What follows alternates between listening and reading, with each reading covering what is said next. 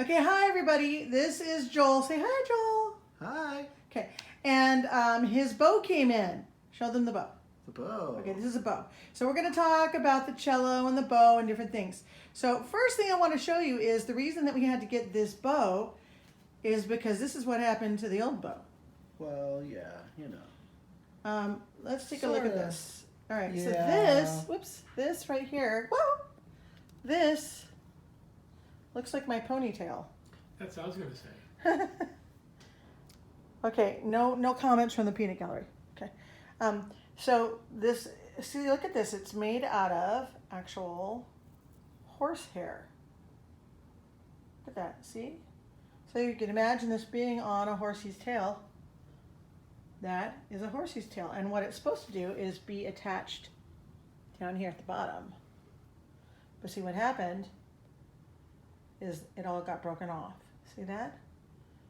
So that happens after you've been playing a long time, or as you guys see when you're watching the video for the two cellos for my older kids, when you're playing all crazy. Were you playing crazy? That tends to happen sometimes. Sometimes yeah. you play crazy? Well, sure. Okay. So now what should it look like, your bow? Well, it should look like this. Oh, And normally, you know, every time you play, you tighten it up here. let me see that. This Okay. is the little screw, and when you're done playing, of course, what you should do is loosen it up. Oh. So that it's not so tight and it's not pulling on the wood here. And it's not that loose. Right. Okay, got it. Because the fact is, you do want a bit of a bend to the wood, Okay, because that gives you the tension when you tighten it, that tightens up the hair just enough, Oh. not too tight but not too loose, to be able to give it. And you get used to what the right tightness is over time, right? Sure. So when you want first it, you don't start want it too playing, loose, but you don't you want it would too want tight. your teacher to help you with that and show you how tight it should be. Well, sure. And then after a while, you get used to that, and then you're able to do it on your own. Yes. Now, there's something that you use on this horsehair that kind of helps to keep it from breaking and helps it slide across the. Is it? It actually helps the little tiny microscopic tentacles in the hair, Uh-huh. which all of us have in our hair, Sure. to grab easier. Oh. And this is called rosin. Oh. And it's pretty much just, it's like just had a hard little- maple. That just came to you in the mail with a little box top on it, right? Yes, it That you did. just pulled off. Okay, Uh-huh. cool. All right. And it's just like a brick of hard maple. Oh. And you go ahead and you give this a little bit of stick. It gives the hair just a little bit of sticky grab. Let me really see the rosin real quick. Yeah. Oh, and now that you've used it, you've made a little bit It of goes down. It goes. You get a little bit of a groove Okay, as got the more you use it, and then. Okay. But so you just make sure that each portion of the bow, the tip, down the middle, and definitely at the base, because that's a lot of part where, when you're playing, the base is a lot of times the area where you're going to grab hard. Oh, okay. You're going to put a lot more force into that area. Okay. So now we've got you on this silly contraption with a blanket because Well, sure. I wanted you in here for the nice light that's coming through the window and stuff. But technically your pin at the tip here doesn't do real well on tile. No, So we're like forcing it into a blanket to try and keep it in place, right? for the moment. So carpet would probably be better, right? Well, sometimes, yeah. Is that one of the reasons that when you go into a music room, I always thought this was odd, but when you go into like an orchestra room or band room or music room at a school, the floor is almost always carpeted with indoor-outdoor carpet instead of being like a dance studio where the floor is made out of hardwood. Actually, no. That's actually, well, it I mean, the can ones I've tend to seen. be that way sometimes. But what I do find is that a lot of times you'll be in a room that is hard wood, okay, especially on a stage. Well, stage show. And, right, so what you would need, they do have a pin pad.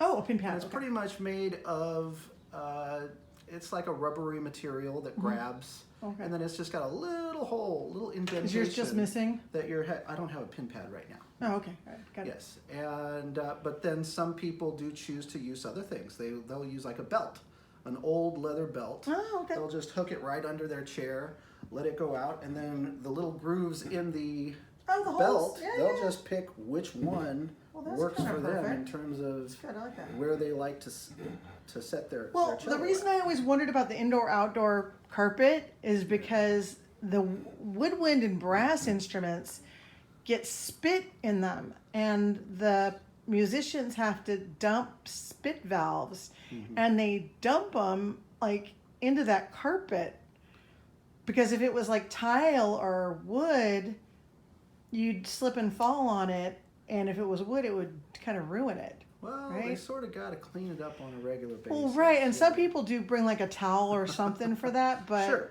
I guess it makes sense to have the indoor-outdoor carpeting for several reasons, then, doesn't If it? you want that. Okay, yeah. all right.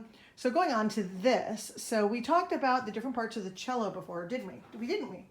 No, we we did. didn't. No, we didn't really. We did a little bit, but like we mostly talked about the guitar last time, right? Okay. And we looked at the frets that were on the neck. So we still have the same stuff up here at the top. We got the what's this part called? The curly Q jabber. This Yeah. this is called the scroll. Oh, it is called the scroll. Yes. Because it looks like a scroll. It looks like a scroll, doesn't looks it? like a scroll to me. And then, of course, similar to the guitar, you have pins. Pins, yeah. Mind you, we right. only have 4 big ones on this one. Four, right? Because four Okay, strings, right? right. And then, but I noticed you don't have any frets. No, not on this one. Then how the heck do you know what you're playing? Well, pretty much comes out by memory overall. When I first started playing, when I was 10, my teachers were nice enough to be able to take little strips of tape and they would put it right where the first finger fret would go. Oh, okay. It's not a fret, Yeah. but it's where the first finger would go. And then they'd put another little piece of tape where the second went, the third and the fourth. So usually they had at least 4 pieces of tape All right. to help us out with that. And then sometimes they'd put a piece of tape along the back where your thumb is supposed to be positioned, Oh, okay. right behind your second finger. Cool.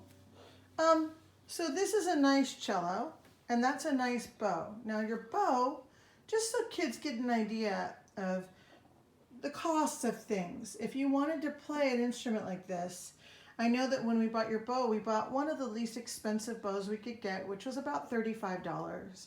And I saw them online, they ranged all the way up to like 300, 400. Sure. Right? So the same thing goes for your instrument. Remember we were talking about guitars and how some of them are mass produced, and Yes.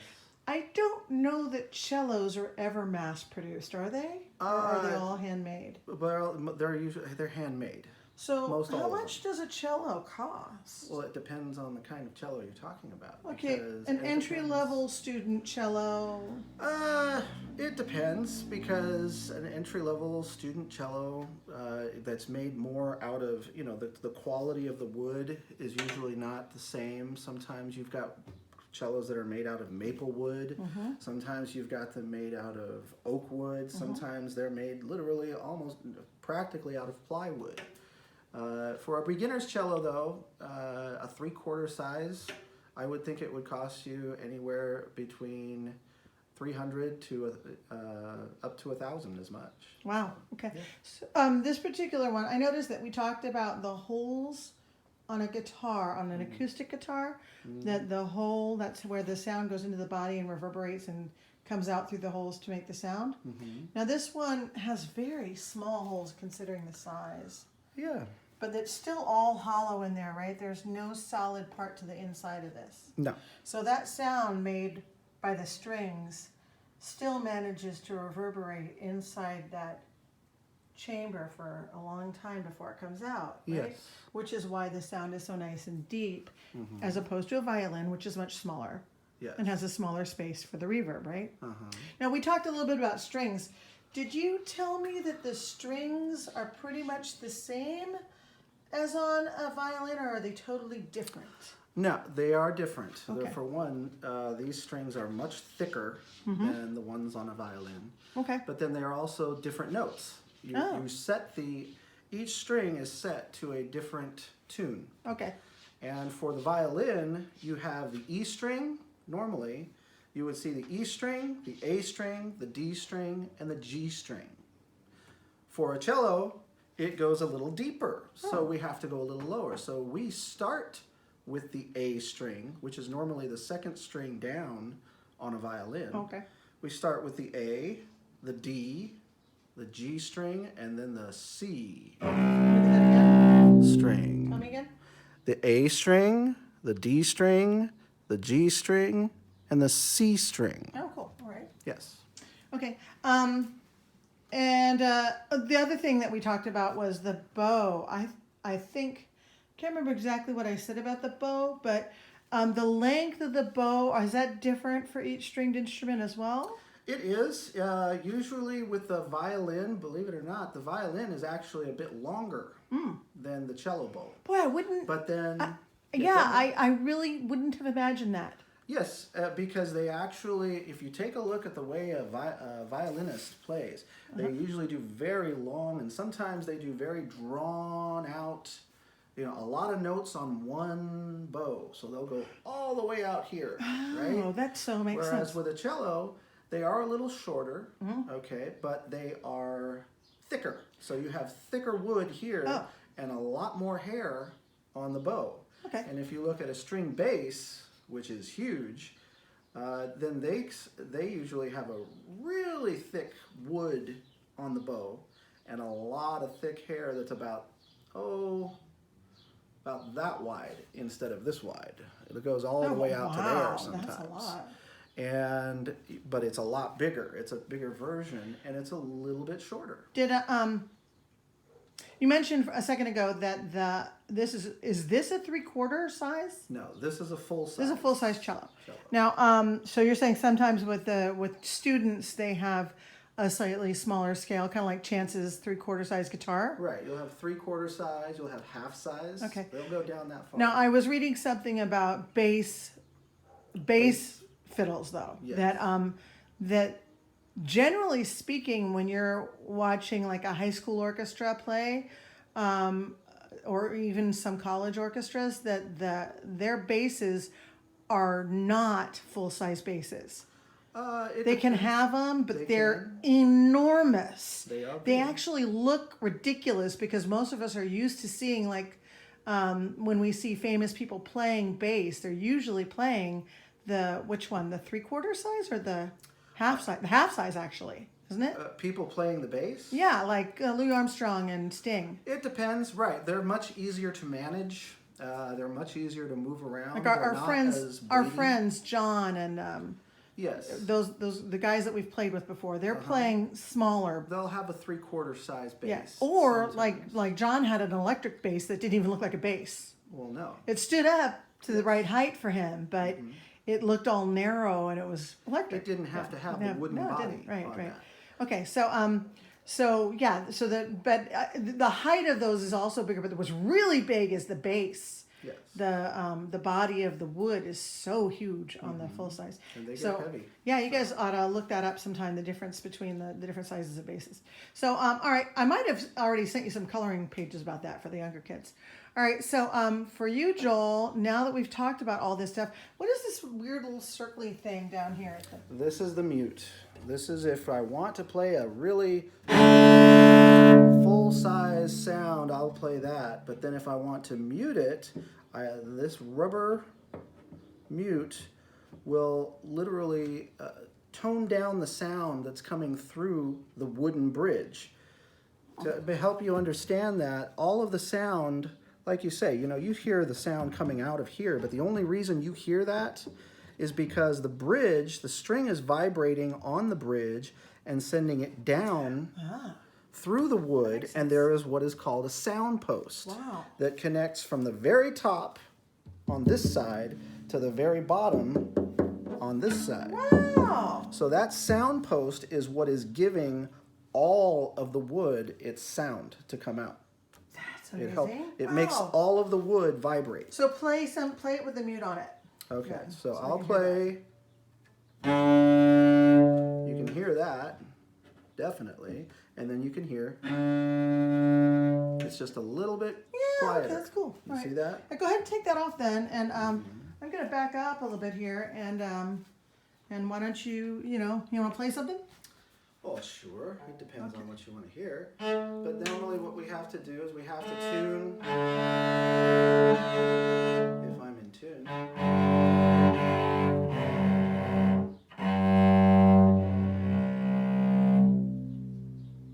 That's pretty good. Okay. So we can play whatever we'd like to play. Something familiar, I suppose. I don't know. It's sure. I don't know. If you know something that's familiar.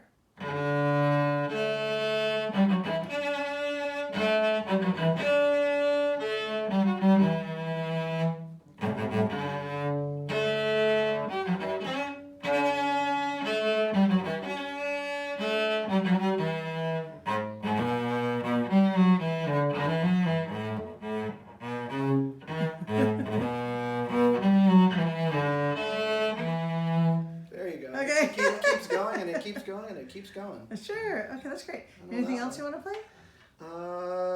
Depends. We can play that. That's something more Oh, recent and you just did contemporary. something. You instead of bowing the string, you used your finger. What's that called? Yeah, that's pizzicato. So you can bow, or we can just play. Oh wow. Okay. And then so it's pizzicato. And then what is it when you are bowing a big long thing? Is that legato and then staccato? Right. You have depending on how you bow, sorry. how you carry the note. Like you can have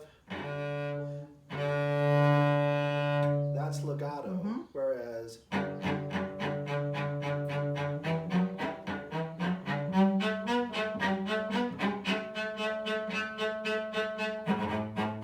that's staccato. Ah. Okay. That's So neat. that's just really doing, it's just letting the bow bounce off of the string. Well, that's neat. But then you have the long. Now, how is it that you know when to bow forward and when to bow backwards? Usually depends. It depends on if you want a really strong sound, you usually want to start at the base of the bow.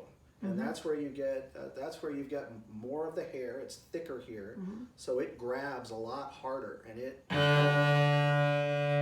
So then you see as you get to the tip of the bow, it's harder to keep that pressure on. You really have to push hard once you get to the tip, and there's not as much hair grabbing the string.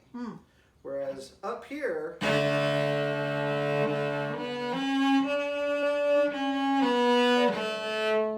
You can get a lot of loud. It's easier to get a louder sound playing toward the base of the bow. That's awesome. Mm-hmm. Okay. Is there anything else you wanted to play? Depends on what we were just playing.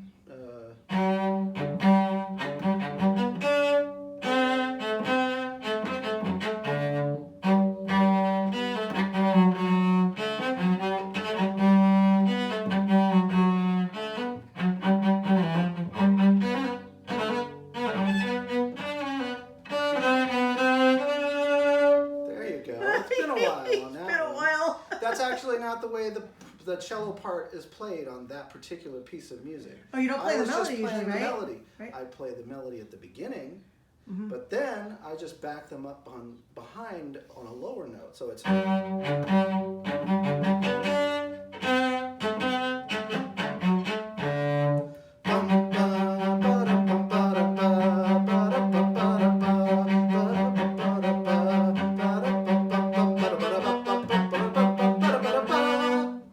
Aha! That makes There you sense go. then. Yeah. So same thing with the Star Wars piece. You were playing the melody line on that, but Yes. but you have been in a pops orchestra before where you played those songs, right?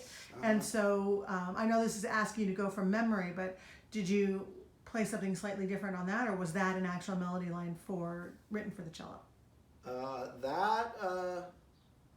There was a we do play the cello part does play a portion of the melody on that, but it sort of shifts in and out. Usually that's the case with the cello. The Okay. cello sometimes can take a melodic solo or join in with the violins and start playing the same thing, or they jump down and start playing with the basses and play the lower notes. And that's one of the things that's fun about the cello is you get a little bit of both worlds on that. Okay, show me. So- Can you show me the Star Wars one again and play it the way a cello would play it, or are you not? I'll do the practiced end of enough? the march. The end of the march Okay, is a alright. da da da da da da da da da da da da da da da da. da da da da da. There you go. Yay! So, That's right. cool. And that sort of leads me into the next section where we're going to talk about layering music and finding an arrangement, like you were just playing, where there's a melody line, and then when you're singing, there's a harmony line. But when you're arranging full pieces of music with multiple instruments, you have an arrangement, and that means that each instrument plays completely different things. Like, again, show me that last part of the march again. And for all of you at home, I want you to pay attention to how what he's playing, those things have nothing whatsoever to do with the melody that you hum in your head. But it's all there, and you just might not ever be noticing it. So that's one of the things I want you to learn how to do, is to notice all of the layers that are in a piece of music, especially in a piece of music played by a lot of instruments. So can you play that one more time and hum the melody really loud? Okay, so da da da da da da da. So it's da da da da da da da da da da da da da. Bum ba ba ba ba ba ba bum. There you go. So it's like you're playing. So it depends on the different, the different portions of that. You can play. Da da da da dum ba da dum ba da ba da ba bum ba ba dum ba da dum ba ba ba ya bum. There you Okay, go. you're just going You boom, know, boom. it's very simple sometimes. Cool. All right, well, let's take this into the other room on part 2, okay? All right. Thank you.